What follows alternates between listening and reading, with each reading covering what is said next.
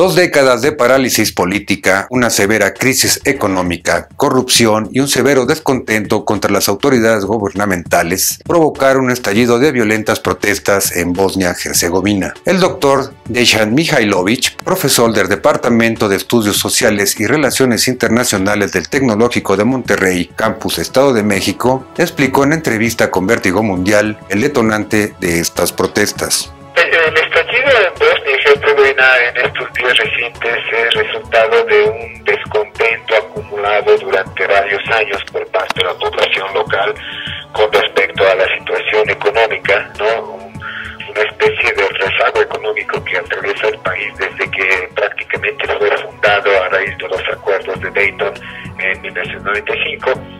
Aunado a eso, una bastante inestable situación política en donde este joven país no ha podido enfrentar todas estas adversidades que provoca un proceso de transición política, ¿no? A la democracia lleno de incertidumbre. De modo que, a resumidas cuentas, las protestas de hace unos días son una especie de manifestación abierta de descontento de una buena parte de la población local por la cuestión económica, bajo nivel de vida, ¿no? Tenemos la economía nacional prácticamente estancada desde hace varios años, cosa que ocasiona una muy elevada tasa de desempleo, y si a esto le agregamos un sistema político putrefacto por la corrupción, compraventa de influencias, intereses, y además la ineptitud de la comunidad internacional que se hizo cargo del país. Bajo los términos de los acuerdos de paz de Dayton, que pusieron fin a la guerra en 1995, Bosnia se gobierna por una presidencia tripartita. ¿Cómo funciona este régimen? Sí, es una presidencia tripartita, pero en ese sentido podemos decir que se trata de un país cuya organización estatal política es típica propia de un estado confederado prácticamente, porque hay dos entidades, ¿no? Por un lado tenemos la República Srpska, ¿no? República Serbia, mayoritariamente poblada por el pueblo serbio, y por el otro la Federación Musulmano-Croata, ¿no?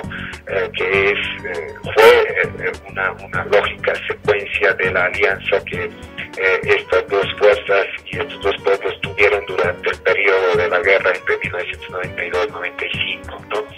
De modo que obviamente el país funciona como una falsa entidad unida, ¿no?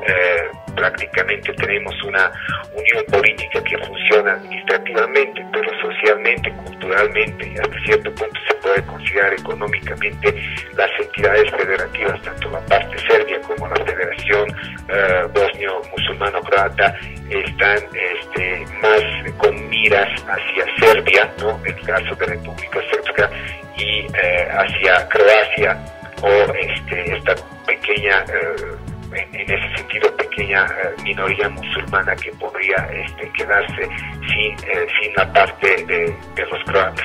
Bosnia es un barril de pólvora, y con una manipulación mediática este movimiento podría estallar y provocar un efecto dominó en la región.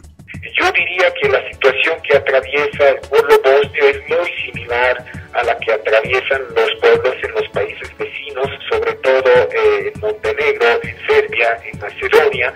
De modo que pues realmente un efecto dominó a mí no me sorprendería, dado que se trata de una situación prácticamente insoportable que padece la inmensa mayoría de la población en todos estos países, y que un reclamo legítimo y hasta cierto punto avalado, ¿no? por una buena parte de la opinión pública internacional con respecto a los gobiernos en estos países que han sufrido y siguen sufriendo crisis políticas de identidad, de funcionamiento y de otro tipo desde hace años, pues no sería de extrañar. ¿Pueden estas manifestaciones fomentar en Bosnia de nuevo la rivalidad nacionalista, o qué otro mensaje tiene este movimiento?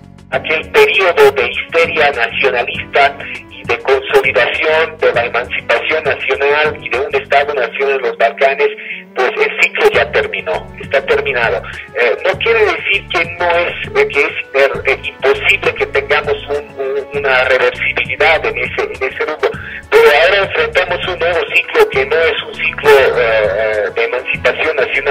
emancipación de clases, ¿no? Claro. Enfrentamos un elemento mucho más profundo y complicado en términos de conflicto social. Sabrás que un conflicto nacional es un poco más sencillo que un conflicto de clase, y en ese sentido pues hay una caja de Pandora que se está abriendo, y pues tenemos que ser pacientes para ver qué pasa, realmente qué impacto tienen estos movimientos, que también o mal organizados o desorganizados están.